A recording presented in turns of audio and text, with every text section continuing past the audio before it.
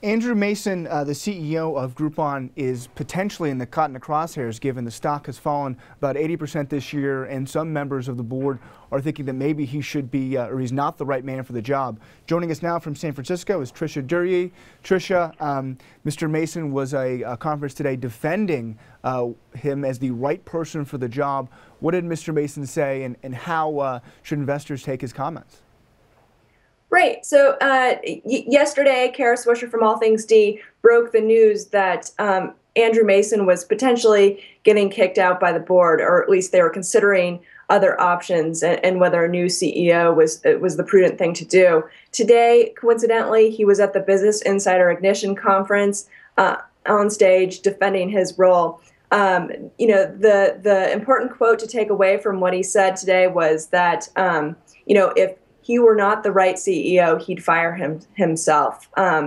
So clearly he thinks he's the right one for the role. He thinks he's hired the right people to support him as CEO. He's established the right strategy going forward, and he's actually executing on that. So I anticipate that will be his argument at the board meeting, which takes place tomorrow. I mean, what is that strategy? Obviously, they have a very different business model in the U.S. and Europe, and while their U.S. business model seems to be doing well, they've had a lot of issues of maybe getting out in front of their skis a little bit too much in Europe. What is that strategy to replace or to reverse what's been a pretty steady decline in their stock this year? And what does Mason plan to do to stop this? Right. I mean, Mason was pretty good at admitting that Groupon stock has fallen 80% in the last year since it went public.